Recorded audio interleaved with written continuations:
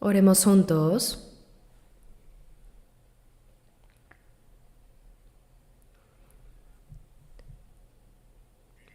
Nuestro Dios Padre, Santo y Misericordioso, que nos amas. En esta última época que tú has determinado, de entre tantas personas de este mundo, gracias porque nos has llamado y nos has salvado primero a nosotros. Nos has separado santamente en medio de este mundo pecaminoso. Y también nos has puesto en esta iglesia la santa congregación en la que tú habitas y obras, para que juntos tengamos comunión y obedezcamos a tu palabra. Gracias porque nos ayudas y guías a través de tu palabra, gracia y el poder del Espíritu Santo, para que vivamos para tu voluntad y gloria. En esta hora nosotros, los redimidos por tu preciosa sangre, estamos reunidos delante de ti para alabar la gracia y el amor de Dios, para aprender tu palabra. Señor, también acuérdate de todas nuestras iglesias en el país, en el extranjero y a todos los hermanos que están guardando la fe y predicando el Evangelio aún en medio de las dificultades. Y acompáñalos, Señor, con tu mayor gracia, palabra y poder, para que prediquen valientemente tu palabra, para que así guíen a muchas almas a la salvación y cumplir también tu gran obra, Dios. Danos la sabiduría para poder discernir tu santa voluntad, y aumentanos la fuerza y el coraje para poder vivir por tu voluntad y gloria, Señor. Haz que el resto de nuestra vida en esta tierra no sea en vano. Ayúdanos y guíanos para que cumplamos la misión que nos dio el Señor para tu voluntad y gloria. Señor, que nos enseñas la palabra necesaria en cada momento oportuno y el camino por el que debemos andar, ahora también danos la palabra que necesitamos recibir y ayúdanos y enséñanos qué tipo de personas debemos ser ante Dios. Gobierna y guía nuestras vidas para que podamos vivir para tu voluntad y gloria. Hemos orado en el nombre de nuestro Señor Jesucristo. Amén. Busquemos la Biblia. Busquemos Colosenses capítulo 3. Nuevo Testamento, Colosenses 3.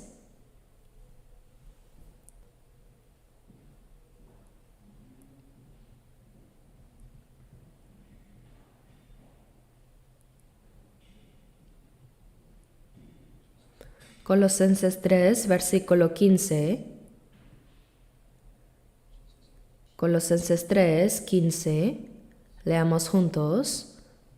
Y la paz de Dios gobierne en vuestros corazones, a la que asimismo fuisteis llamados en un solo cuerpo, y sed agradecidos. Hasta aquí.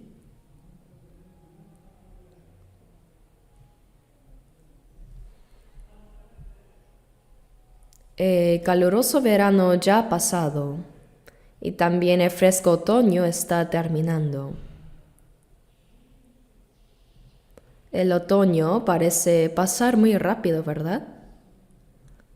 Ahora sopla un viento frío. Se acerca el invierno en todo el mundo. Hay muchas personas que sufren por desastres climáticos. En algunos sitios el frío extremo causa grandes dificultades y en otros el calor excesivo produce sufrimiento. Y en otros no llueve. La sequía hace que los animales mueran en masa y la gente sufre por la escasez de alimento. Mientras tanto, en otras regiones llueve tanto que hay inundaciones.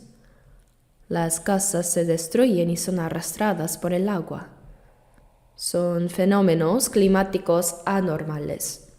Las Naciones Unidas y los distintos países del mundo se esfuerzan por resolver estos problemas climáticos, pero parece que no logran solucionarlos completamente. Creo que todo esto también podría ser un castigo que Dios envía sobre el mundo en los últimos tiempos. Tal como dijo Jesús en Lucas 21:11, que habrá grandes terremotos y en diferentes lugares hambres y pestilencias. Así como después de verano y el otoño llega inevitablemente frío invierno, el tiempo de la gracia pasará también, y se acercará el tiempo de la tribulación, y el día en que el Señor regrese está acercándose paso a paso. Es una verdad indudable. Creo firmemente que vivimos en los últimos tiempos que Dios ha determinado en su historia. Lo podemos confirmar claramente a través de la palabra. Jesús habló de las señales del fin del mundo y dijo en Mateo 24:33, así también vosotros, cuando veáis todas estas cosas, conoced que está cerca a las puertas. Antes de que el Señor venga habrá señales. A veces escuchamos decir, también en tiempos de los apóstoles se hablaba como si el Señor viniera pronto, pero aún no ha venido. Entonces algunos dicen, hoy también parece que el Señor vendrá pronto, pero ¿cómo saber cuándo será realmente? Sin embargo, los apóstoles no solo hablaron de los acontecimientos de su tiempo, sino que profetizaron también los hechos que ocurrirían en los últimos tiempos. Por eso debemos comprender que el día del Señor está realmente muy cerca. Incluso si no viniera todavía, debemos recordar que cada uno de nosotros puede ir ante su presencia en cualquier momento. Por eso, es natural y necesario que siempre estemos preparados para encontrarnos con el Señor. Pero en nuestra época no se trata simplemente de una vaga idea de que el Señor vendrá algún día. Pues hoy, todas las señales naturales, políticas, militares y morales, nos muestran claramente que la historia de la humanidad ya no podrá continuar por mucho más tiempo. Es evidente que se acercan tiempos de gran urgencia y dificultad, ¿verdad? Muchas personas piensan que con el desarrollo de la ciencia, el progreso de la civilización y del arte y la comodidad que todo esto trae, especialmente en esta era de la inteligencia artificial, vendrán días emocionantes y mejores. Sin embargo, esos días buenos que la gente espera no llegarán. Más bien, vendrán tiempos temibles y aterradores. Pero aún en medio de todo esto, cuando pensamos en el regreso del Señor y cuando entraremos en su gloria, podemos recibir con gozo las señales del fin y esperar con esperanza el día en que Él venga. Estamos viviendo en los últimos tiempos y personalmente yo también espero que el Señor venga durante mi vida. Aunque es una bendición encontrarse con el Señor después de la muerte, es aún más glorioso el ser transformado sin ver la muerte, cuando este cuerpo mortal sea cambiado a un cuerpo glorioso como el del Señor. Por eso debemos vivir la vida cristiana correctamente, con un corazón dispuesto a recibir al Señor en cualquier momento, de manera que no nos avergoncemos al estar delante de Él. En los domingos anteriores, hemos estado aprendiendo bajo el tema La vida que permanece en el Señor. Es acerca de cómo es la vida de un creyente que ha nacido de nuevo. Y hoy meditaremos en Colosenses 3:15 que dice, y la paz de Dios gobierne en vuestros corazones. Dice también, a la que asimismo fuisteis llamados en un solo cuerpo, y sed agradecidos. Es un pasaje breve, pero contiene un mensaje muy profundo. Por eso vamos a considerar esta palabra. Dice, y la paz de Dios gobierne en vuestros corazones. La palabra paz puede expresarse también como tranquilidad o armonía, pero su sentido esencial es el mismo. En las epístolas del apóstol Pablo vemos repetidamente este deseo.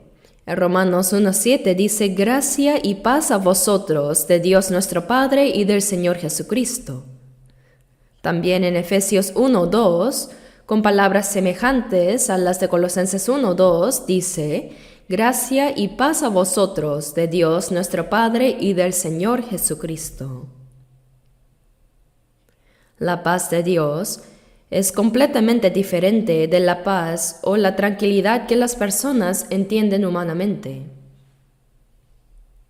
Cuando la Biblia dice: y la paz de Cristo gobierne en vuestros corazones, también puede traducirse como: dejad que la paz de Cristo reine en vuestros corazones. La paz de Cristo. En Lucas 2:14, cuando Jesús nació, un ángel se apareció a los pastores que cuidaban sus rebaños en los campos de Belén. Fue durante la noche. Y de repente, una multitud de ángeles apareció en el cielo alabando a Dios y diciendo: gloria a Dios en las alturas. Y en la tierra paz, buena voluntad para con los hombres. Jesús vino para que a través de la salvación de las almas, Dios recibiera gloria en las alturas, y para que los hombres que reciben su favor, los que son salvos por su gracia, llegaran a tener paz con Dios.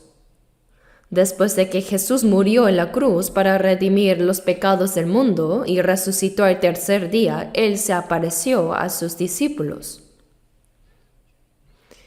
En Juan capítulo 20, desde el versículo 19 en adelante, vemos que los discípulos que se habían dispersado comenzaron a escuchar los testimonios de aquellos que habían visto al Señor resucitado, como María Magdalena y las mujeres que fueron al sepulcro, y también los 2 discípulos que iban camino a Emaús.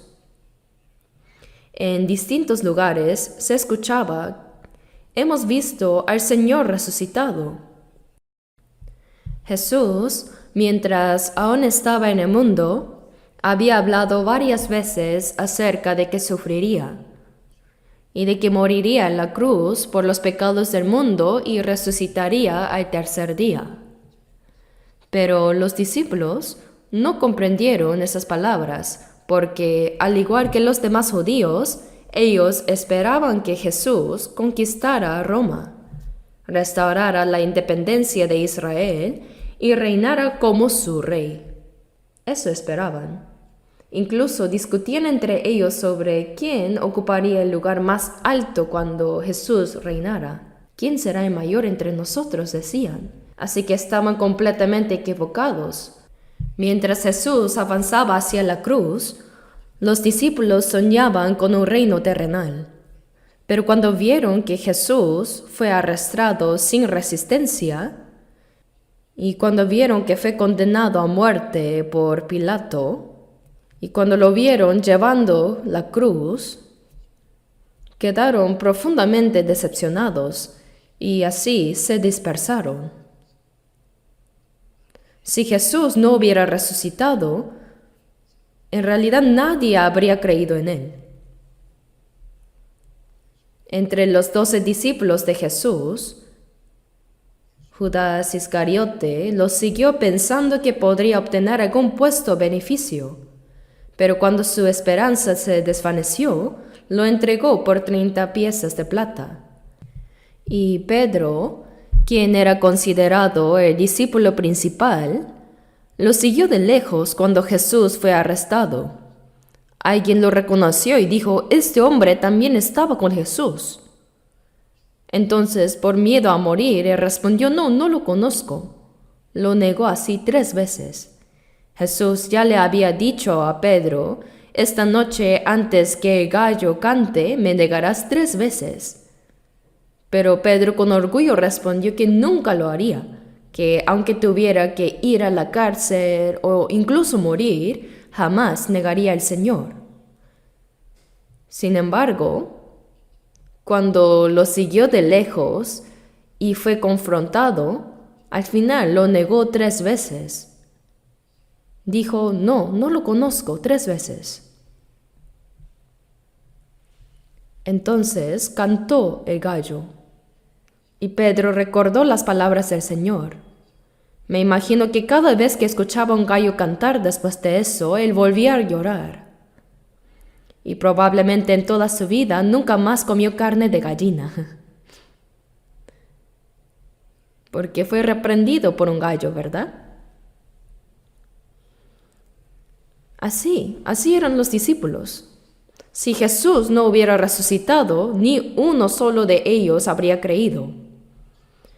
Pero aunque Jesús murió en la cruz por los pecados del mundo, la prueba de que Él es verdaderamente Cristo, el Salvador que cargó con los pecados del mundo, está en su resurrección.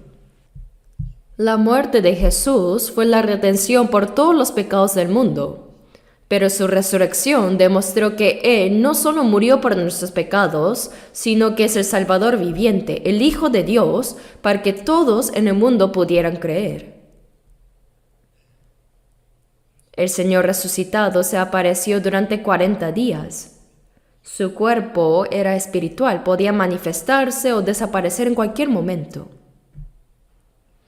Por eso los discípulos que antes se habían dispersado, comenzaron a reunirse nuevamente. Al principio Jesús no se mostró a todos directamente, sino solo a algunas personas, de modo que cuando los demás discípulos oyeron que Jesús había resucitado, ellos dudaron. Escuchaban los testimonios, pero su fe era mitad creencia y mitad duda. Por eso en Juan 20, versículo 19 en adelante, vemos cómo los discípulos que estaban dispersos volvieron a reunirse. Leamos juntos Juan capítulo 20, versículos 19 y 20.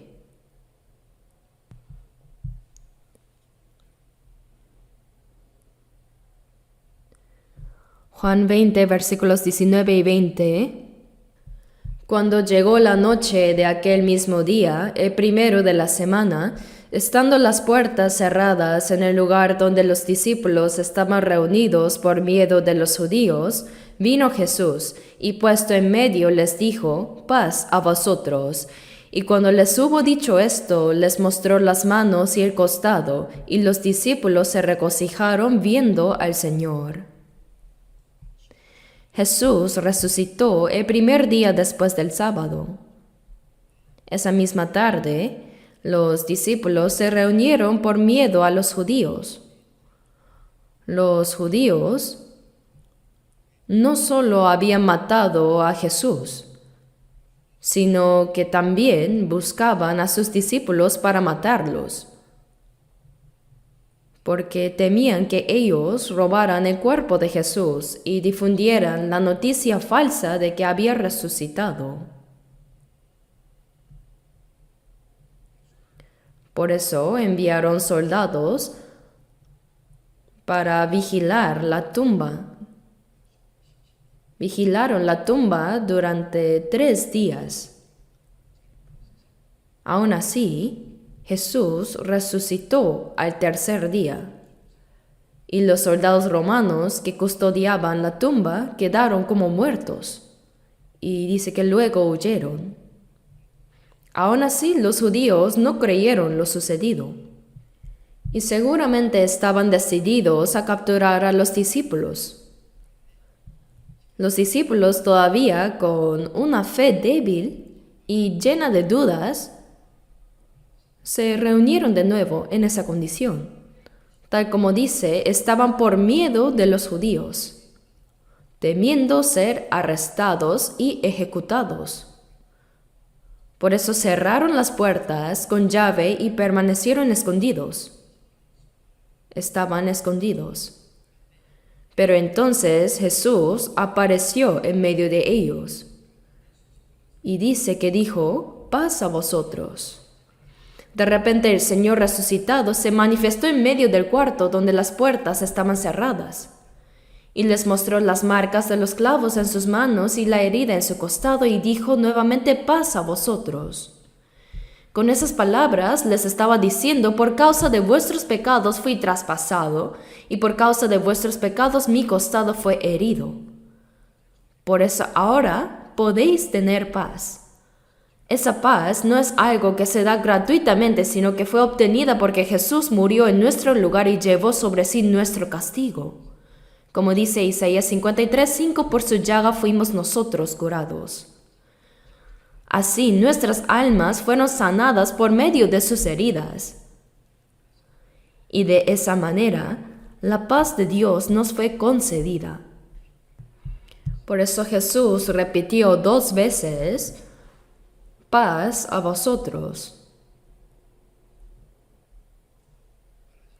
El Señor resucitado tenía un cuerpo glorificado. Podía hacerse visible o invisible, aparecer de repente o desaparecer. El Señor tenía un cuerpo espiritual, uno que no está limitado por el tiempo ni por el espacio. Puede manifestarse en cualquier momento y en cualquier lugar, incluso en una habitación cerrada. Así fue como Él se encontró con los discípulos. Por eso, al inicio, los discípulos pensaron que estaban viendo un fantasma. En Lucas 24:37 dice: espantados y atemorizados pensaban que veían espíritu.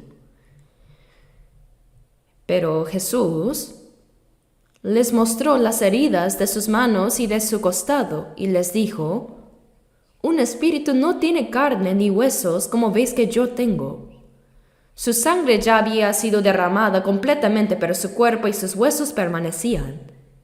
Luego, en Lucas 24:41, Jesús les dijo: ¿tenéis aquí algo de comer? Y le ofrecieron un pedazo de pescado asado, y él lo comió. Si Jesús hubiera sido un espíritu cuando comiera, los discípulos habrían visto cómo el alimento pasaba por un cuerpo transparente, ¿verdad? Pero lo comió de manera normal. Lo hizo no solo por compartir con ellos, sino también para demostrar que su cuerpo resucitado era real, un cuerpo físico glorificado, no solo espiritual. Y en Juan 21, vemos nuevamente al Jesús resucitado apareciendo ante sus discípulos en la orilla del mar de Galilea. Allí les dijo que echaran la red al lado derecho del barco, y pescaron 153 peces grandes, un número contado con exactitud. Y cuando subieron a la orilla, vieron que Jesús ya les había preparado una fogata, con pan y pescado listos para ellos. En Juan 21:12, Jesús les dijo: venid, comed. Esa escena en la que el Jesús resucitado se aparece a sus discípulos y les permite pescar según su palabra tiene un profundo significado. Con ese milagro, Jesús cumplió lo que ya les había dicho en Mateo 4:19, de que os haré pescadores de hombres. Pedro, Juan y Jacobo eran pescadores, y Jesús les mostró a través de este milagro que en adelante pescarían muchas almas. Y al mismo tiempo el Señor mismo había preparado ese desayuno. Había fuego de carbón, pan y pescado. Si imaginamos esa escena en la que Jesús comparte con sus discípulos ese último desayuno, podemos sentir cuán hermoso y especial debió haber sido ese momento de comunión. Fue la última vez que Jesús compartió con ellos de esa manera. Sin embargo, antes de esa aparición en la orilla del mar de Galilea, Jesús ya les había manifestado en Juan 20:19. Eso fue cuando los discípulos estaban con las puertas cerradas y Jesús apareció en medio de ellos. Hermanos, ¿qué pensamos cuando leemos esto? ¿Qué pensamos? Nosotros hoy no podemos ver físicamente al Señor. En ese momento Tomás no estaba con los demás discípulos cuando Jesús apareció. Así que cuando ellos le dijeron, hemos visto al Señor resucitado, Tomás respondió, ¿lo tocaron? Y dijeron, no lo tocamos, solo lo vimos. Entonces Tomás dijo, ¡ay, lo debieron haber tocado! Hasta que yo lo toque, no voy a creer. Y después de 7 días volvió a aparecer. Y parece que vino especialmente por Tomás, ¿verdad? Le dijo en Juan 20:27, pon aquí tu dedo y mira mis manos y acerca tu mano y métela en mi costado, y no seas incrédulo sino creyente. Entonces Tomás, avergonzado, quizá tocó suavemente, permiso, Señor, y así. Y exclamó, Señor mío y Dios mío. Jesús le respondió, porque me has visto, Tomás, creíste. Bienaventurados los que no vieron y creyeron. Nosotros no creemos porque hayamos visto, sino porque creemos en su palabra. A través de la Biblia, Dios nos ha mostrado numerosas pruebas suficientes para que podamos creer firmemente. En Hechos 17:31 dice, dando fe a todos con haberle levantado de los muertos. Dios dio a todos los hombres una prueba segura y digna de fe al resucitar a Jesús de entre los muertos. Después de su resurrección, Él se apareció a muchas personas durante 40 días.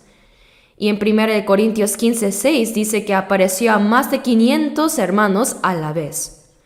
Esto muestra claramente que la resurrección no fue una ilusión ni una invención, sino un hecho confirmado por muchos testigos. Sin embargo, los judíos aún hoy no creen que Jesús haya resucitado. Piensan que los cristianos creen en una mentira, en un hombre que no resucitó realmente.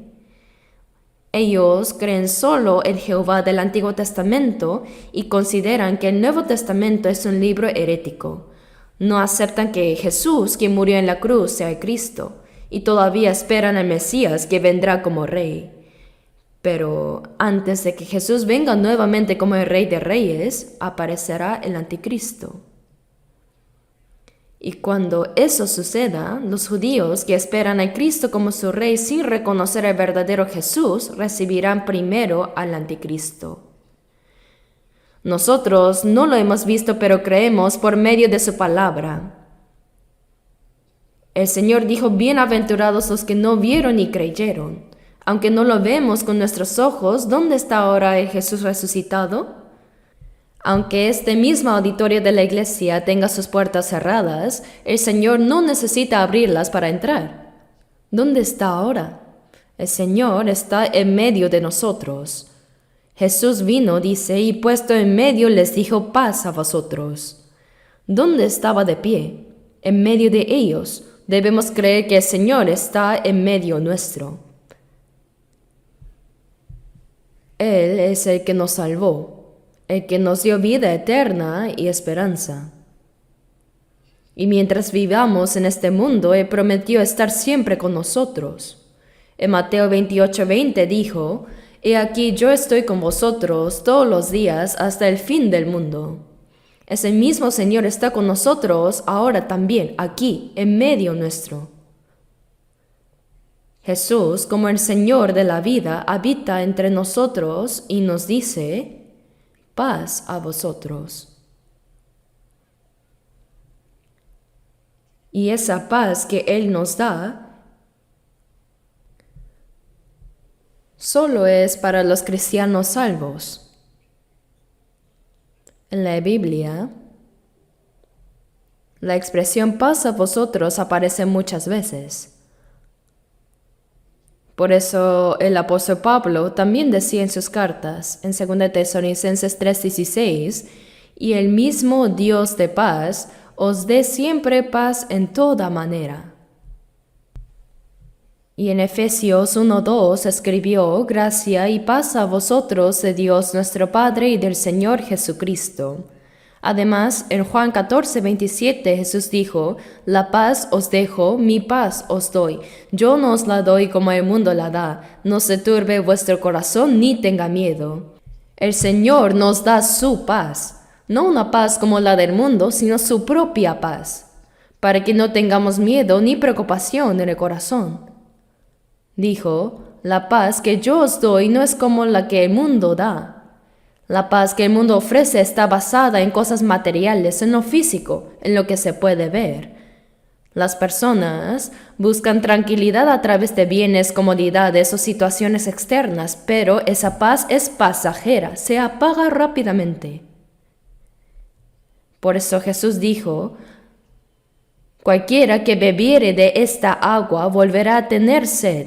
Mas el que bebiere del agua que yo le daré no tendrá sed jamás, sino que el agua que yo le daré será en él una fuente de agua que salte para vida eterna.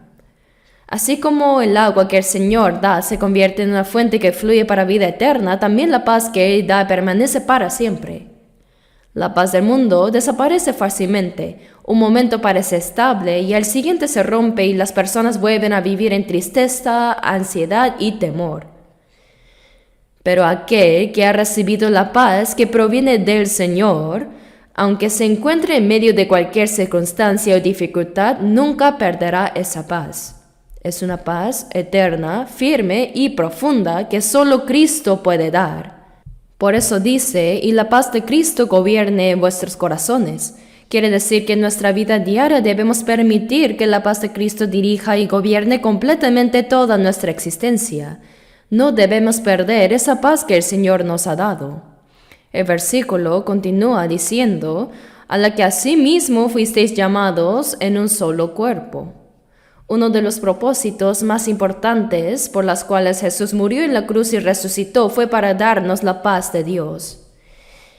En Isaías 57, versículo 21, está escrito, no hay paz, dijo mi Dios, para los impíos. Los impíos pueden experimentar gozos momentáneos o placeres pasajeros, pero nunca tienen verdadera paz. El Señor nos ha dado la paz del alma, una paz eterna. Y esa paz será una señal de entrada al cielo.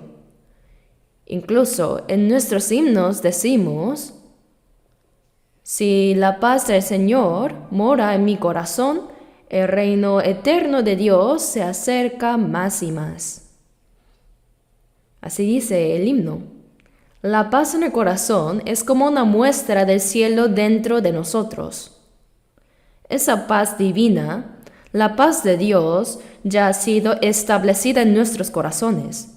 Es como si el cielo mismo comenzara a formarse dentro del alma.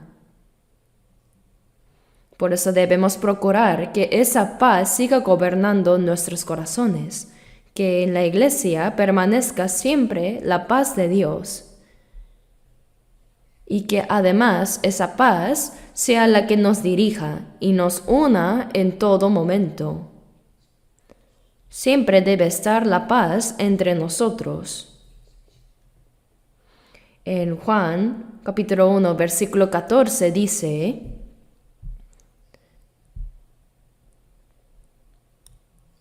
y aquel verbo fue hecho carne y habitó entre nosotros. Esto se refiere a Jesús.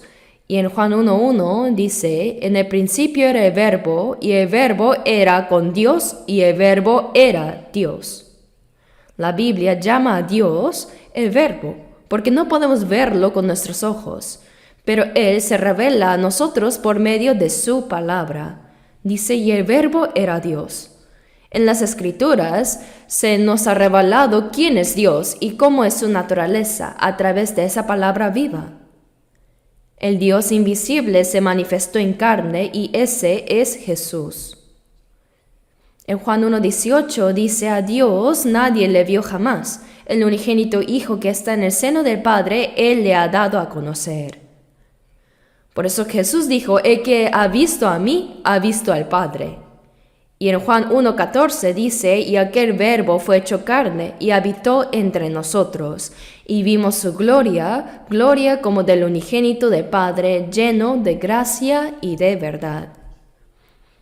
El Dios, que es la palabra, tomó el cuerpo humano y vino a habitar entre nosotros, y al verlo contemplamos la gloria del Hijo unigénito del Padre, lleno de gracia y de verdad. Jesús es Dios mismo manifestado en forma de hombre. Y cuando una persona recibe la salvación, el Señor mora en ella, llenando su vida con su gracia y su verdad. Por medio del Espíritu Santo vivimos dentro de la gracia de Dios, en la cual están su amor, su salvación y todos los dones que Él nos concede. Ahí donde abundan la gracia y la verdad y la paz de Dios permanece siempre. La presencia de su paz llena el corazón en el que su gracia y su verdad reinan. Veamos ahora Romanos 15, versículo 33. Romanos 15, versículo 33. Leamos juntos. Y el Dios de paz sea con todos vosotros. Amén.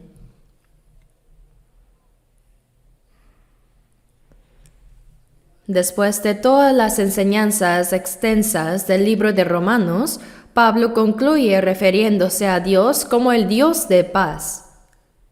Dice, el Dios de paz sea con todos vosotros. La paz de Dios, que nos ha dado gracia, verdad, vida eterna y esperanza, mora siempre entre nosotros. Veamos también Romanos 16, versículo 20. Romanos 16:20 dice, y el Dios de paz aplastará en breve a Satanás bajo vuestros pies. La gracia de nuestro Señor Jesucristo sea con vosotros. Dice, el Dios de paz aplastará en breve a Satanás bajo vuestros pies. Satanás, que se opone a Dios, no trae paz sino pecado y sufrimiento. Pero el Dios de paz destruirá muy pronto al enemigo diablo. Cuando el Señor regrese, se cumplirá lo que dice en Hebreos 10:13, hasta que sus enemigos sean puestos por estrado de sus pies. Un estrado es algo sobre lo cual se apoyan los pies, es decir, Dios pondrá a Satanás bajo su dominio y lo vencerá completamente. La gracia de nuestro Señor Jesucristo sea con vosotros. Aquí se repite nuevamente la expresión el Dios de paz. La Biblia, una y otra vez, nos recuerda que la paz, la gracia y la bendición de Dios están con su pueblo. En Isaías 26:3 dice, tú guardarás en completa paz a aquel cuyo pensamiento en ti persevera, porque en ti ha confiado. ¿Lo recuerdan? ¿Han recitado ese versículo ya? Lo saben de memoria, ¿no? ¿Lo saben? ¿En qué parte está? En Isaías 26, versículo 3. Aquel cuyo pensamiento en ti persevera. Se refiere a una persona cuya mente está firmemente enfocada en Dios. Alguien que mantiene su mirada fija en el Señor. En Hebreos 12:2 también se nos exhorta puestos los ojos en Jesús, el autor y consumador de la fe. Nosotros con facilidad desviamos la mirada hacia otras cosas, pero debemos mantenerla en Cristo, igual que Pedro cuando vio a Jesús caminar sobre el mar. En ese momento, él le dijo, Señor, ¿eres tú? Y dijo, tened ánimo, yo soy, no temáis. Entonces Pedro respondió, Señor, si eres tú, manda que yo vaya a ti sobre las aguas. Y él dijo, sí, ven. Así que aunque las olas se levantaban, Pedro fue valiente. Cuando el Señor le dijo, ven, salió de la barca y comenzó a caminar sobre el agua. Al principio realmente caminó bien, pero luego, dudando si aquello era un sueño o realidad, apartó la vista del Señor y miró las olas, y empezó a hundirse. Pero si hubiera continuado mirando al Señor, no se habría hundido, porque el Señor le había dicho que viniera. ¿Pero por qué apartó su mirada de Jesús? Mantener la mente firme significa precisamente fijar la mirada en el Señor, concentrarse en Él pase lo que pase. Tú guardarás en completa paz a aquel cuyo pensamiento en ti persevera, porque en ti ha confiado. Es una palabra realmente importante y tenemos que guardar la paz de Dios en nuestro corazón y vivir disfrutándola continuamente.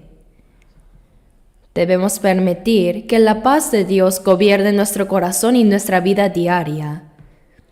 Cuando nuestro corazón se aparta del Señor, esa paz se rompe. No se pierde la salvación, pero sí, la paz que el Señor da a los salvos se pierde. Por eso,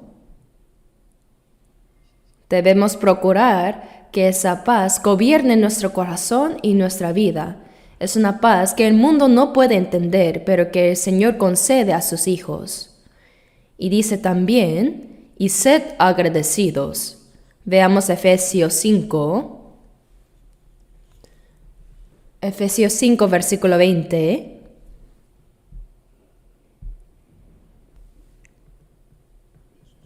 Efesios 5, 20. Leamos juntos. Dando siempre gracias por todo al Dios y Padre en el nombre de nuestro Señor Jesucristo. Dice por todo, es decir, en todas las circunstancias de la vida. Dice, dando siempre gracias al Dios y Padre en el nombre de nuestro Señor Jesucristo. En 1 Tesalonicenses 5, versículos 16 a 18 también dice, estad siempre gozosos, orad sin cesar, dad gracias en todo, porque esta es la voluntad de Dios para con vosotros en Cristo Jesús. Aquí también aparece la expresión en todo. Significa que debemos dar gracias tanto cuando las cosas van bien como cuando van mal, en los momentos de tranquilidad o en los de aflicción, sin importar la situación. ¿Podemos realmente hacerlo? Sí, porque el Señor está con nosotros. A veces el Señor nos concede cosas buenas y en otras ocasiones permite el sufrimiento. Pero incluso cuando permita las pruebas y dificultades, lo hace con un propósito de darnos algo mejor. Por eso, aunque pasemos por dolor o dificultad, podemos dar gracias en todo y mantener siempre el gozo. Veamos Daniel capítulo 6, versículo 10.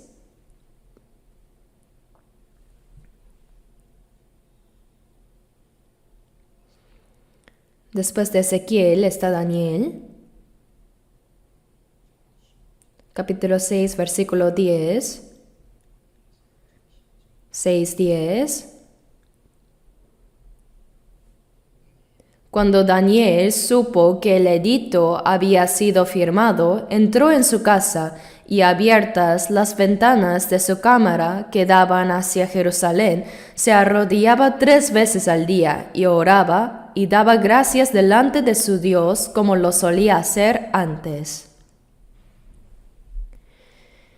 Este pasaje nos muestra algo muy importante.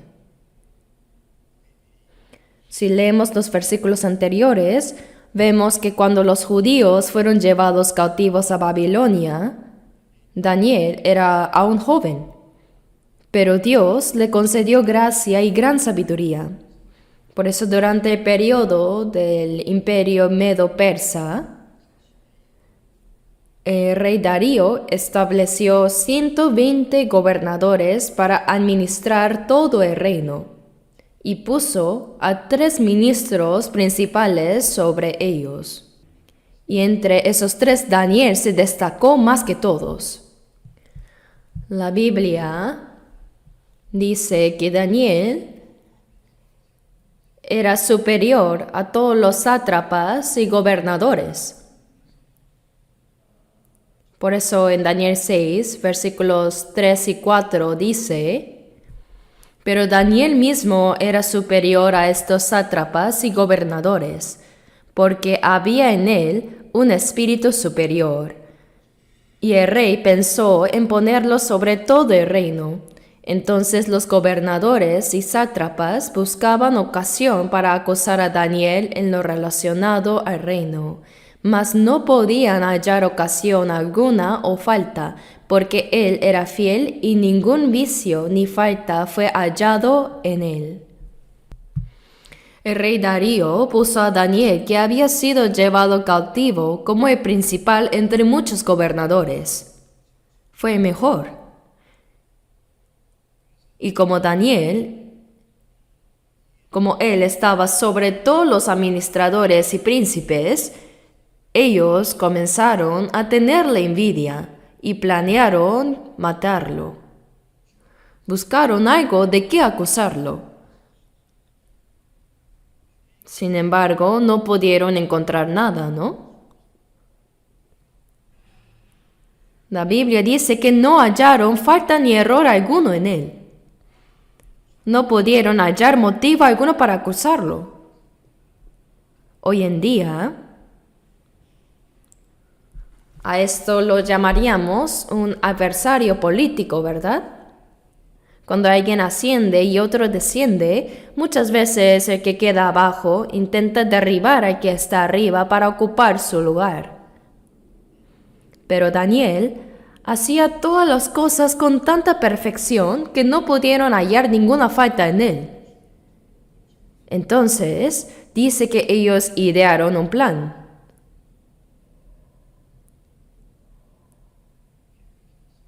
Aun siendo cautivo, Daniel continuaba temiendo a Dios. Siempre abría las ventanas hacia Jerusalén y se arrodillaba 3 veces al día para orar con fervor. ¿Por qué? Porque creía firmemente que cuando llegara el tiempo, Dios liberaría al pueblo de Israel del cautiverio y los haría regresar a su tierra. Al ver esto, fueron a hablar con el rey. Daniel 6:7 dice: todos los gobernadores del reino, magistrados, sátrapas, príncipes y capitanes han acordado por consejo que promulgues un edicto real y lo confirmes, que cualquiera que en el espacio de 30 días demande petición de cualquier dios o hombre fuera de ti, oh rey, sea echado en el foso de los leones. Y así fue. Si alguien oraba a otro dios o a otra persona, debía ser arrojado al foso de los leones para que sirviera de alimento a las fieras. Y el rey Darío, sin darse cuenta del propósito de esa trampa, firmó el decreto y encima lo selló con su anillo real. Pero cuando Daniel lo supo, no tuvo miedo. Siguió orando 3 veces al día, abriendo las ventanas hacia Jerusalén y dando gracias a Dios. No se llenó de temor ni de ansiedad, porque él creía firmemente que Dios estaba con él. Su gratitud no dependía de las circunstancias. Los hombres que lo odiaban lo observaron y lo encontraron orando, como siempre lo hacía. Entonces lo acusaron ante el rey, pero una vez que el rey había sellado el decreto no podía revocarlo, porque era una ley irrevocable del reino. El rey, aunque apreciaba profundamente a Daniel, se vio obligado a cumplir la ley y ordenó que lo arrojaran al foso de los leones. Toda esa noche, el rey no comió ni pudo dormir, estaba angustiado, pensando que Daniel ya había muerto. Pero al amanecer, corrió hacia el foso y gritó: Daniel, siervo del Dios viviente, el Dios tuyo, a quien tú continuamente sirves, ¿te ha podido librar de los leones? Y Daniel respondió: sí, oh rey. Mi Dios envió su ángel, el cual cerró la boca de los leones para que no me hiciesen daño. Los leones estaban ahí, así, quietos, mansos como perritos ante él. Entonces, el rey mandó sacar a Daniel del foso. Y dice, y dio orden al rey, y fueron traídos aquellos hombres que habían acusado a Daniel, y fueron echados en el foso de los leones ellos, sus hijos y sus mujeres, y aún no habían llegado al fondo del foso cuando los leones se apoderaron de ellos y quebraron todos sus huesos. Lo que aprendemos aquí es que Daniel, sin importar las circunstancias, siguió sirviendo a Dios fielmente.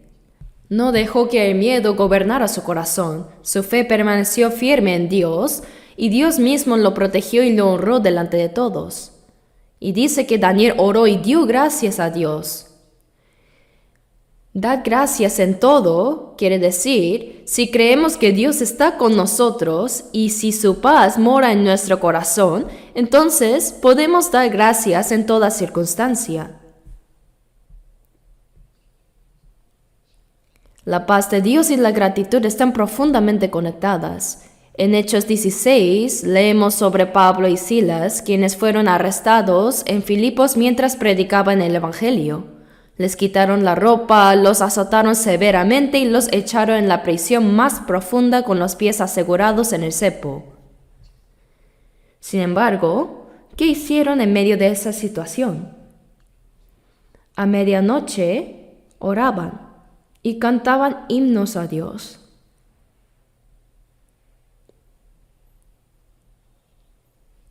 Antes de que Pablo conociera a Cristo, se llamaba Saulo y perseguía a los creyentes.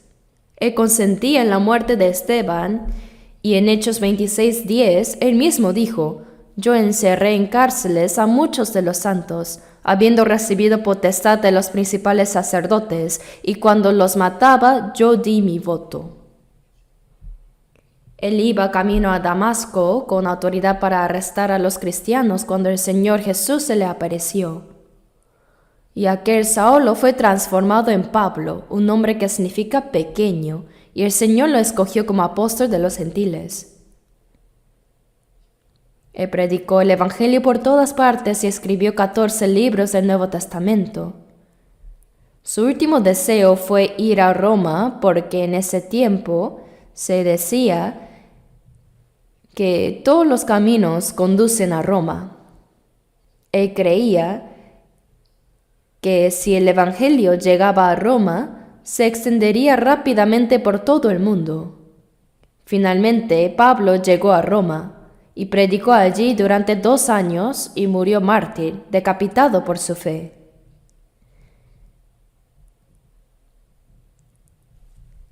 En Roma aún se conserva la celda subterránea donde Pablo estuvo encarcelado. Según la tradición, fue sacado de allí y decapitado, y se dice que su cabeza rodó unos metros sobre el suelo. Pero antes de todo eso, en Filipos, cuando fue golpeado y arrojado al calabozo más profundo, Pablo no se lamentó ni se quejó. En lugar de eso, oró y alabó a Dios junto con Silas. Esa es la verdadera paz y gratitud que proviene solo del Señor. Santiago 5:13 dice: ¿está alguno entre vosotros afligido? Haga oración. ¿Está alguno alegre? Cante alabanzas. Obviamente, cuando una persona está triste o sufriendo, naturalmente no surgen cantos de alabanza. Pero Pablo y Silas podían cantar incluso en medio del dolor porque comprendían que Dios no solo los salvó, sino que además lo escogió como apóstol de los gentiles para predicar el Evangelio. Por eso, aun en el sufrimiento, Pablo daba gracias a Dios, reconociendo que era un privilegio padecer por causa de Cristo.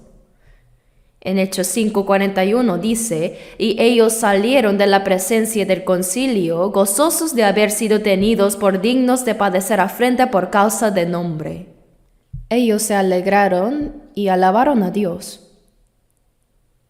Asimismo, nosotros también podemos orar, regocijarnos y cantar himnos en cualquier situación si la paz de Dios está en nuestros corazones. Pero cuando perdemos el corazón agradecido, también se rompe esa paz. Si permitimos que entren la ansiedad, el temor o la queja, la paz de Dios se apaga en nosotros. Busquemos Colosenses 2:19. Colosenses 2:19.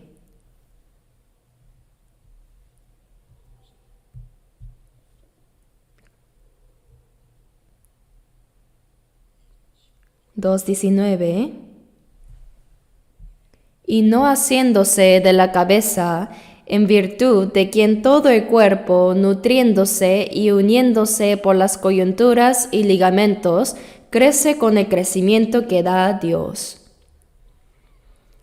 En Colosenses encontramos muchas enseñanzas sobre lo que es la iglesia. Dice, y no haciéndose de la cabeza. Todo el cuerpo debe sostenerse bien de la cabeza, porque la cabeza es el centro del cuerpo. Si la cabeza no ocupa el lugar principal, el cuerpo no puede funcionar correctamente, ¿verdad? Entonces, el crecimiento del cuerpo depende de la cabeza, porque es desde la glándula pituitaria en el cerebro que se producen las hormonas del crecimiento. La cabeza piensa, planifica y da órdenes, y el cuerpo las ejecuta. Todo está dirigido desde la cabeza. Los pensamientos y la voluntad de la cabeza se cumplen por medio del cuerpo. ¿Y quién es esa cabeza? Jesucristo.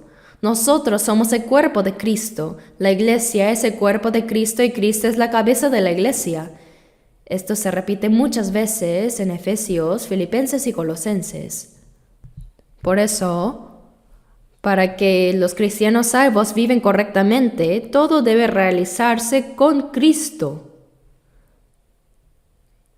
Él es la cabeza y Él es el centro de todo. Él debe ser el centro de todo. A través de la Biblia aprendemos cuál es la voluntad de Cristo. ¿Qué obra está realizando y qué desea de nosotros? El Espíritu Santo nos hace comprender su voluntad y nos da la fuerza para cumplirla. En Filipenses 2, versículo 13 dice, porque Dios es el que en vosotros produce así el querer como el hacer, por su buena voluntad. Jesús es igual a Dios. El Espíritu Santo que mora en nosotros nos hace entender la buena voluntad de Dios, la voluntad que agrada al Señor, quien es la cabeza. Así que hacer la voluntad del Señor se convierte en nuestro anhelo también. Cuando nosotros, como la iglesia, que es el cuerpo de Cristo, honramos a nuestra cabeza, el hacer lo que Él desea se vuelve también nuestro mayor deseo. La voluntad que le agrada al Señor, es decir, su deseo debe ser nuestro deseo y anhelo. Hay un himno que dice, mi anhelo de por vida, mi anhelo de por vida. Alegrarnos y agradecer por la gracia de la redención y vivir para el Señor, eso se convierte en nuestro anhelo. Por eso Cristo, quien es la cabeza, debe ser el centro de toda nuestra vida. Y ahora,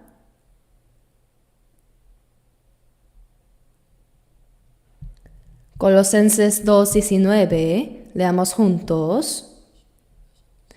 Y no haciéndose de la cabeza, en virtud de quien todo el cuerpo, nutriéndose y uniéndose por las coyunturas y ligamentos, crece con el crecimiento que da Dios.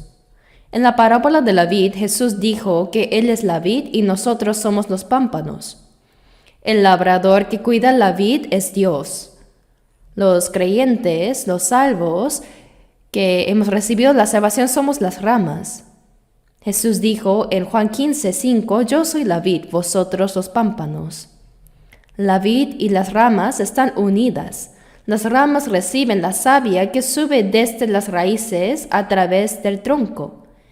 Y gracias a esa savia pueden crecer y dar fruto. Asimismo, Cristo es la cabeza y nosotros somos su cuerpo. Es la misma comparación.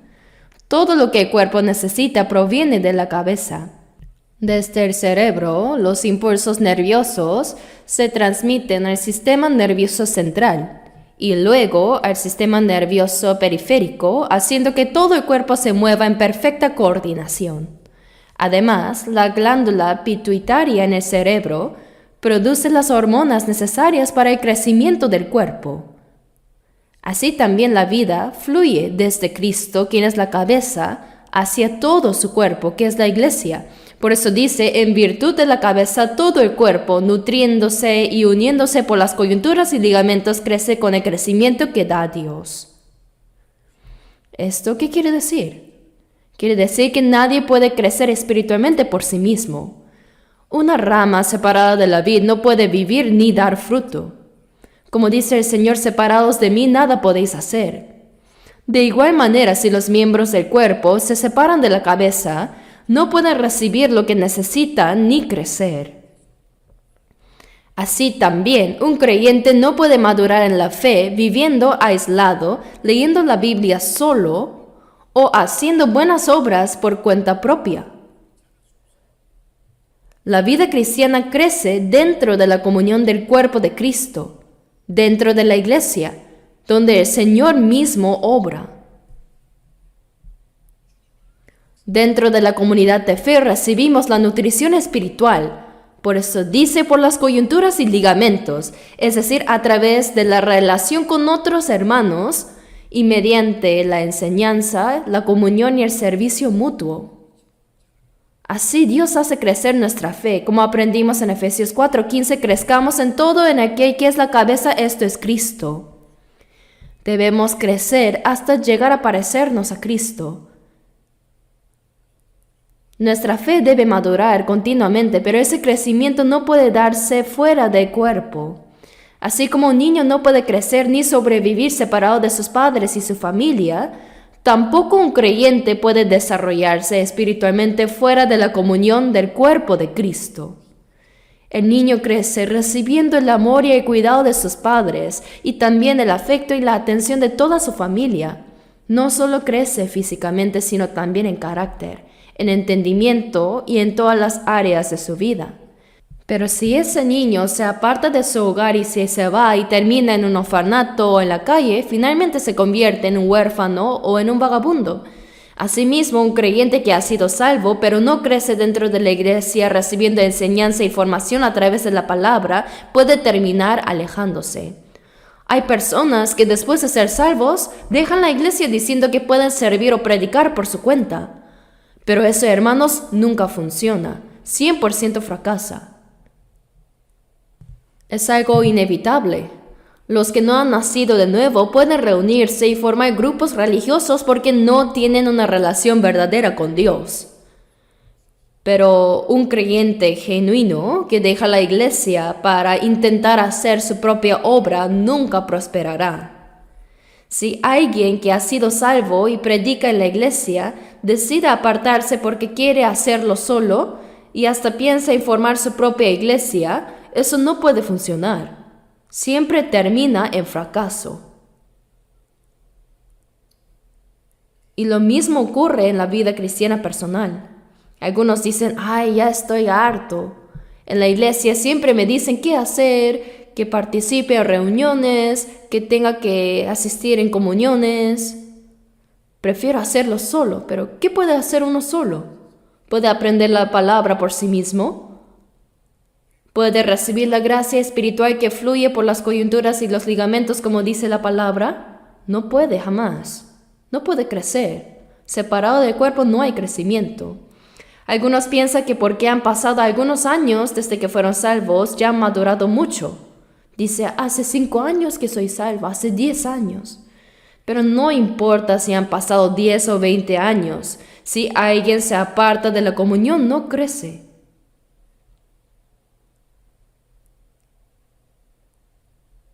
La Biblia dice que por la cabeza todo el cuerpo, nutriéndose y uniéndose por las coyunturas y ligamentos, crece con el crecimiento que da Dios. El crecimiento espiritual viene por medio del cuerpo, no fuera de él, así como este dedo crece porque está unido al cuerpo y todo el cuerpo crece juntos. Cada creyente crece solo cuando permanece unido al cuerpo de Cristo. Recibiendo de él puede crecer. Apartados de la comunión no puede crecer. En 1 Corintios 3:1, el apóstol Pablo escribe a los creyentes de Corinto y les dice: no pude hablaros como a espirituales, sino como a carnales, como a niños en Cristo. Los salvos en Corinto llevaban tiempo siendo salvos. Conocían la palabra, incluso afirmaban tener dones espirituales. No obstante, Pablo los reprendió porque a pesar de todo su conocimiento seguían siendo niños en Cristo. Se habían vuelto soberbios. Por eso dijo: porque aún sois carnales, pues habiendo entre vosotros celos, contiendas y disensiones, ¿no sois carnales y andáis como hombres? En la iglesia de Corinto había celos y divisiones. Pablo mismo había predicado el evangelio en Corinto y fundado la iglesia allí. Pero los hermanos de Corinto comenzaron a menospreciarlo diciendo: ¿quién es Pablo? Ni siquiera fue uno de los 12 apóstoles. No lo reconocían como apóstol y lo trataban con desprecio. Su conocimiento los había llenado de orgullo. Por eso en 1 Corintios 8:1 Pablo dijo: el conocimiento envanece, pero el amor edifica. El conocimiento envanece, pero el amor edifica. El amor es el carácter mismo de Cristo. El que ama se vuelve humilde. Pero cuando uno tiene mucho conocimiento, fácilmente se vuelve orgulloso, presume de lo que sabe y actúa con arrogancia. Así fue la iglesia de Corinto. Los creyentes de Corinto hablaban bien, tenían conocimiento de la palabra, pero el apóstol Pablo les dijo que todavía eran como niños en Cristo, que todavía eran carnales, pues entre ellos había celos y contiendas. Haber recibido la salvación hace mucho tiempo no significa que uno crezca automáticamente. Cuando una persona nace, con los años crece de manera natural, pero en la vida cristiana no es así. El crecimiento espiritual no ocurre solo con el paso del tiempo. Permanecemos unidos dentro de la iglesia como miembros del cuerpo y recibimos la gracia espiritual que fluye desde la cabeza, quien es el Señor. Esa gracia llega a nosotros a través de los hermanos y así crecemos, porque Dios es el que da el crecimiento. Dios tiene su manera de hacernos crecer. Si no seguimos ese camino, no podemos crecer. Algunos, aunque han pasado años desde su salvación, si los observan, no han crecido. En cambio, hay quienes recibieron la salvación hace poco y ya muestran un notable crecimiento espiritual. ¿Por qué ocurre eso? Porque no permanecen firmemente unidos en la iglesia, no tienen comunión ni aprenden bien la palabra. Esa es una verdad indiscutible. No debemos olvidar que uniéndose y ligándose por las coyunturas y ligamentos, recibimos el crecimiento de Dios. Y ahora veamos otro pasaje. Primera de Juan, capítulo 2. Primera de Juan 2. Versículos 27 y 28. 27 y 28.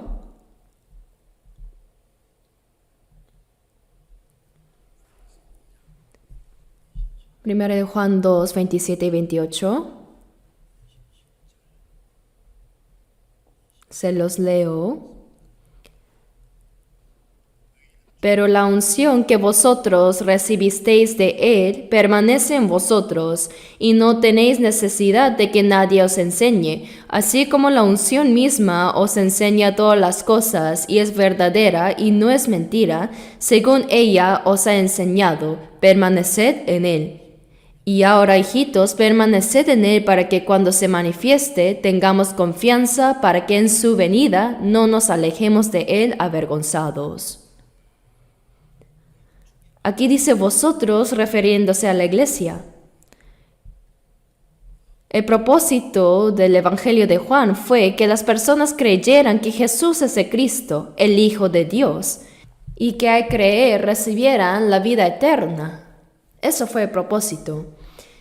En cambio, la primera epístola de Juan fue escrita para los que ya han nacido de nuevo, para los que han recibido la salvación, a fin de enseñarles qué significa vivir en comunión dentro de Cristo. Por eso en 1 de Juan 1:3 dice: lo que hemos visto y oído, eso os anunciamos, para que también vosotros tengáis comunión con nosotros, y nuestra comunión verdaderamente es con el Padre y con su Hijo Jesucristo. Esa comunión, o fellowship, no es una relación meramente humana, sino una comunión espiritual con el Padre y con su Hijo Jesucristo. Vivir en comunión significa vivir en el Señor. Por eso el pasaje dice: la unción que vosotros recibisteis de Él permanece en vosotros. Esa unción se refiere al Espíritu Santo. La unción misma os enseña todas las cosas y es verdadera, y no es mentira. Según ella os ha enseñado, permaneced en Él. Dentro de la iglesia está el ministerio de la enseñanza de la palabra. En realidad, la palabra iglesia, en caracteres chinos, se compone de dos caracteres, uno que significa enseñar y otro que significa reunirse. La iglesia es, por tanto, el lugar donde los salvos se reúnen para ser enseñados. Cada vez que los salvos se congregan, el Señor mismo los enseña. En la iglesia aprendemos la gracia y la verdad del Señor, la voluntad y el propósito de Dios y también cómo debemos vivir como verdaderos cristianos. La unción nos enseña todas las cosas. Esa unción es el Espíritu Santo quien mora en nosotros y nos guía a toda verdad, recordándonos la enseñanza del Señor y ayudándonos a permanecer firmes en Él. Dentro de la iglesia está el Espíritu Santo y Él es quien enseña todas las cosas. Y no hay mentira en Él, ¿verdad? Los pastores de la iglesia enseñan la palabra y aunque en ocasiones pueden expresar alguna opinión personal o cometer un pequeño error al hablar, cuando se trata del mensaje esencial de la palabra, ¿acaso hay algo que esté equivocado? Tal vez podría haber algún detalle menor, pero en lo esencial no, porque el Espíritu Santo es quien guía la enseñanza en la iglesia. Es verdadera y no es mentira. La enseñanza del Espíritu Santo es siempre verdadera y sin error. A veces, mientras cambio de canal en la televisión, me encuentro con programas de iglesias cristianas. En ocasiones los escucho deliberadamente para saber qué están predicando. Y muchos de esos pastores, incluso algunos de las iglesias más grandes y reconocidas del país, hablan con mucha elocuencia, pero cuando uno presta atención al contenido, nota que les falta lo más importante. Las palabras suenan bien, pero el mensaje está vacío, no hay sustancia. Es porque no tienen la experiencia de haber nacido de nuevo. Falta la enseñanza del Espíritu Santo. Y aunque decirlo pueda parecer fuerte, es la verdad. Si uno pregunta a los miembros de esas iglesias cuándo y cómo nacieron de nuevo, la mayoría no puede responder con claridad. Ellos piensan que creer es simplemente asistir a la iglesia y esforzarse en hacerlo bien. Dicen: si uno es diligente irá al cielo. Hace unos días escuché una prédica así que el pastor decía: como el día del Señor está cerca, debemos esforzarnos mucho, ser más fervientes, porque solo así podremos entrar en el cielo, y si no, seremos condenados.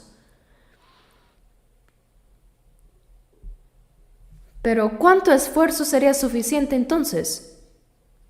En cambio, dentro de la comunión de los salvos, verdaderos salvos, mora el Espíritu Santo y allí hay enseñanza, guía y verdad. En la iglesia donde está la presencia del Espíritu Santo, la palabra es viva. y el Señor mismo nos instruye por medio de su Espíritu. La unción os enseña todas las cosas. Esto significa que el Espíritu Santo enseña a los salvos todo lo que necesitan para su vida espiritual.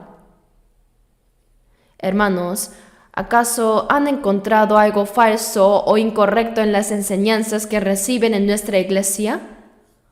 Probablemente no, porque aquí no se busca enseñar opiniones humanas, ni discursos bonitos, ni filosofía cristiana o lecciones morales, sino que el propósito es transmitir fielmente la palabra de Dios, sembrarla en sus corazones.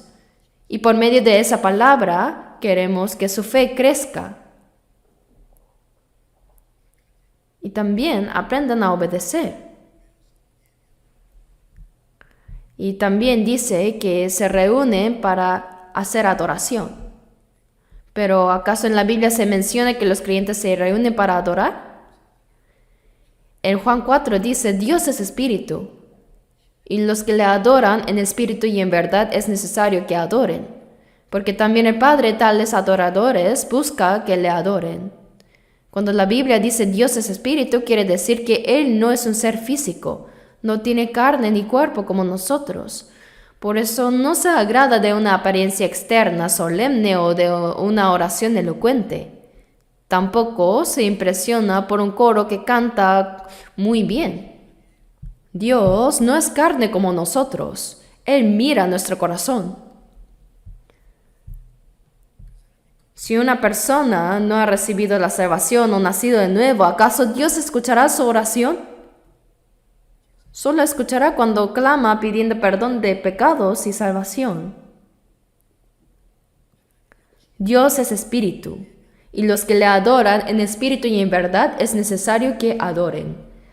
Significa ser guiados por el Espíritu Santo. Como dice Juan 16:13, pero cuando venga el Espíritu de verdad, Él los guiará a toda la verdad.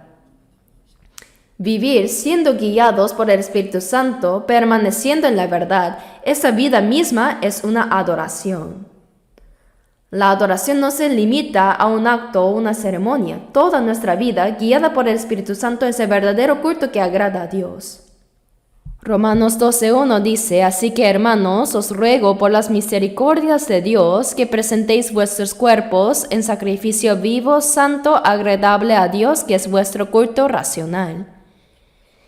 ¿Qué quiere decir eso? En el Antiguo Testamento, la gente ofrecía ovejas, cabras o becerros como sacrificios, pero en el Nuevo Testamento el creyente mismo, su cuerpo, su vida debe ser el sacrificio. Un sacrificio vivo significa que toda nuestra manera de hablar, de actuar y de vivir debe ser una ofrenda continua a Dios. Este es el culto espiritual que agrada a Dios. Nuestra vida entera debe ser un sacrificio vivo. Y el versículo 2 dice, no os conforméis a este siglo. No hay que seguir las tendencias corruptas, lascivas y pecaminosas, sino transformaos por medio de la renovación de vuestro entendimiento, para que comprobéis cuál sea la buena voluntad de Dios agradable y perfecta. El Espíritu Santo nos enseña cuál es esa buena voluntad agradable y perfecta de Dios. Y cuando vivimos practicando esa voluntad, toda nuestra vida se convierte en un culto espiritual, en un sacrificio vivo. Por eso, hermanos, cuando nos reunimos, no lo hacemos simplemente para adorar. No es que no sea adoración, pero ese no es el propósito principal. Nos reunimos para aprender cómo adorar, para aprender la palabra de Dios correctamente y para poder vivir conforme a esa palabra. Cuando en nuestra vida diaria, en el hogar, en el trabajo, en la sociedad o en la iglesia, vivimos según la palabra de Dios, toda esa vida se convierte en un culto espiritual ofrecido a Él. Esa es la verdadera adoración, es sacrificio vivo. Por eso no se trata solo de reunirnos para adorar. Cuando estaba en la escuela secundaria en Busan, asistía a un colegio cristiano. En los domingos era obligatorio ir a la iglesia. Recuerdo que el pastor subía al púlpito con una túnica larga y decía solemnemente, ¿no? Ahora comencemos juntos el culto, la adoración. Los que adoran deben hacerlo en espíritu y en verdad. Así todo era muy tranquilo, solemne, con una apariencia de reverencia. Pero hermanos, ¿eso realmente es adoración? Donde en la Biblia encontramos un ejemplo así. Ese tipo de ceremonia se parece más a los rituales de quienes adoran ídolos. La verdadera adoración del cristiano no consiste en una forma externa, sino en toda la vida del creyente. Nuestras palabras, acciones, la manera en que vivimos conforme a la voluntad de Dios, todo eso es adoración. La vida guiada por el Espíritu Santo es la adoración. Él nos hace comprender la gracia de Dios, la verdad, y nos enseña cómo debe vivir un cristiano. Pero si solo escuchamos esas enseñanzas y luego las olvidamos, ¿de qué sirve? En Santiago 1, versículos 22 al 24 dice: pero sed hacedores de la palabra y no tan solamente oidores, porque si alguno es oidor de la palabra, pero no hacedor de ella, este es semejante al hombre que se considera en un espejo su rostro natural, porque él considera a sí mismo y se va y luego olvida cómo era. Imaginen que alguien se mira al espejo, pero en lugar de arreglar lo que está mal, se va y lo olvida. Una vez vi a una joven madre que llevaba a su bebé en brazos. Ella había puesto demasiado labial y el niño jugando la tocó y dejó la marca en su mejilla. Ella no se dio cuenta y pasó así todo el día manchada.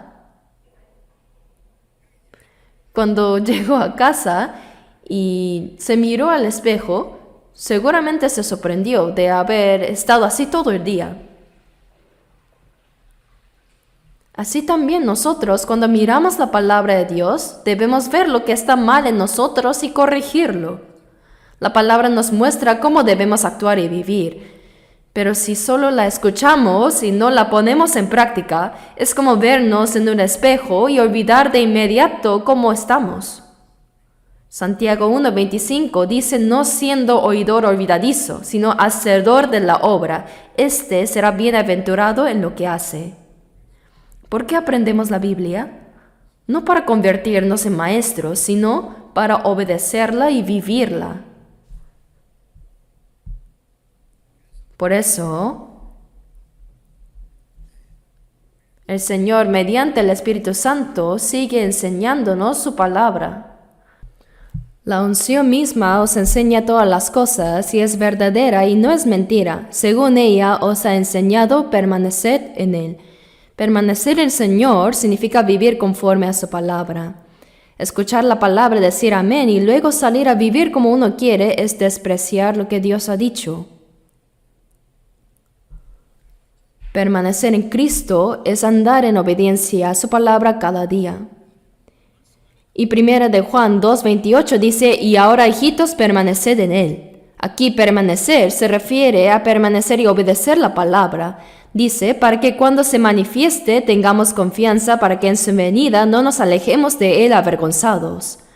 Permanecer en la palabra es obedecer lo que el Señor nos enseña y estar en Cristo mismo. Si vivimos en la palabra del Señor, cuando Él regrese podremos presentarnos valientemente y sin vergüenza delante de Él. ¿Por qué? Porque cuando el Señor venga, se revelará si hemos vivido en el Señor o fuera de Él. Vivir en el Señor significa vivir en su palabra. Todos los que escuchan la palabra aquí están aprendiendo con diligencia, pero algunos la guardan y la practican en su vida diaria, mientras que otros viven sin relación con ella. Entonces, ¿para qué la estudiamos?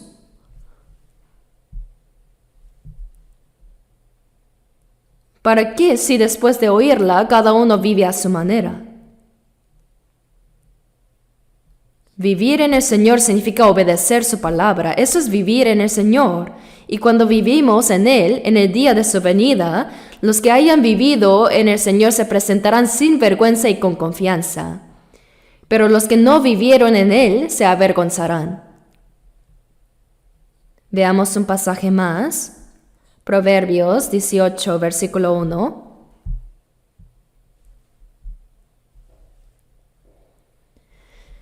Proverbios 18, versículo 1. Leamos juntos. Su deseo busca el que se desvía y se entremete en todo negocio. Aquí cuando menciona la multitud no se refiere simplemente a un grupo grande de personas, sino al conjunto de los verdaderos salvos, los nacidos de nuevo, aquellos en quienes mora el Espíritu Santo. Ellos reciben su enseñanza y viven conforme a su voluntad. Esa es la iglesia, la verdadera iglesia del Señor. Dice el que se aparta de la multitud, es decir, el que se separa de la comunión de los creyentes, busca su propio deseo. Hay personas que se apartan porque desean vivir según su propia carne, su propio pensamiento. Para ellos, la vida dentro de la iglesia bajo la guía del Espíritu Santo resulta incómoda y por eso se alejan poco a poco. Algunos de vez en cuando vuelven y luego otra vez se van. Es extraño, pero sí sucede. Antes era más común, aunque hoy ya no tanto. Dice, su deseo busca el que se desvía y se entremete en todo negocio. Esto significa que quien se separa de la comunión está rechazando toda la verdadera sabiduría, que es la enseñanza del Espíritu Santo. Fuera de la iglesia no se puede aprender correctamente la verdad. La enseñanza del Espíritu está dentro de la iglesia. Por eso si alguien se aparta de esa comunión, en realidad se está apartando del Señor mismo. Alejarse de la iglesia es alejarse del Señor. En Génesis 13, Abraham obedeció la voz de Dios y salió de Ur de los Caldeos para dirigirse a la tierra de Canaán. Su sobrino Lot también fue con él, y en aquel tiempo la riqueza de una persona se medía por su ganado, ovejas, cabras y bueyes. Ambos prosperaron tanto que los pastores de Abraham y los de Lot comenzaron a discutir por los pastos y el agua. Entonces Abraham dijo a Lot, no hay ahora altercado entre nosotros dos, entre mis pastores y los tuyos, porque somos hermanos. ¿No está toda la tierra delante de ti? Yo te ruego que te apartes de mí. Si fueres a la mano izquierda, yo iré a la derecha, y si tú a la derecha, yo iré a la izquierda. ¿Qué debió responder Lot en ese momento? Debió haber dicho, tío, yo te seguí porque tú sigues a Dios. Vine contigo porque creí en el Dios que tú sigues. ¿Cómo me pides que me aparte de usted? Debería reprender a mis pastores por discutir con los suyos. Separarme de ustedes como separarme de Dios. ¿Cómo podría vivir mi vida de fe lejos de usted y del Señor? Debió haber hecho así, pero no lo hizo. Lot, en lugar de eso, se alegró con la oportunidad y dijo, entonces, si me permite elegir primero, yo voy a escogeré esa tierra allá. Miró hacia la región de Sodoma y Gomorra y vio que era como el huerto de Edén, verde, fértil y con abundante agua. Parecía muy bueno antes de que Dios lo destruyera. Dijo, tío, yo escogeré esa tierra. Y se apartó de Abraham. Pero ya sabemos lo que pasó después. Sodoma y Gomorra estaban llenas de pecado. Sus habitantes eran perversos y su maldad había llegado al colmo. Dios hizo descender del cielo fuego y azufre y destruyó por completo Sodoma y Gomorra. Sin embargo, Abraham oró fervientemente por Lot y gracias a esa intercesión Dios permitió que su vida fuera salvada. Apenas escapó con vida, pero su esposa, al desobedecer la orden de no mirar atrás, se convirtió en una estatua de sal. Por eso en 1 Corintios 3:15 dice, si bien él mismo será salvo, aunque así como por fuego. Esto describe a quien como Lot fue salvo, pero perdió todo, Es como una persona cuya casa se incendia, pierde todas sus posesiones y apenas logra salir con vida. Cuando yo vivía en Busan, presencié un gran incendio y vi cómo tantos ricos como pobres lo perdían todo. Solo algunos lograron escapar con vida. Así era Lot, salvado apenas como por fuego. El que sigue viviendo en la carne puede ser salvo, pero será una salvación con vergüenza, una vida sin fruto, sin recompensa eterna. Cuando el mundo arda, todo lo que es terrenal será consumido. Hermanos, ¿vivimos solo para lo que será destruido por el mundo o vivimos para lo que permanecerá para siempre? Mientras estamos en esta tierra, debemos vivir para el reino de los cielos, dentro del tiempo, pero mirando hacia la eternidad, en el mundo visible, pero esperando el reino invisible y la gloria de Dios. Cuando caiga el fuego sobre este mundo, los nacidos no serán destruidos, pero podrían tener una salvación vergonzosa, como quien escapa del fuego. Por eso estamos aprendiendo continuamente la vida que permanece en el Señor. Debemos mantener una vida que permanezca en Cristo, obedeciendo su palabra y caminando en comunión con Él. Oremos juntos. Nuestro Dios Padre misericordioso, gracias por habernos salvado por tu sangre preciosa y por estar con nosotros en el resto de nuestras vidas, para que vivamos para tu santa voluntad, gloria y el Evangelio del Señor. Gracias porque podemos recibir la enseñanza y guía del Espíritu Santo en la Iglesia.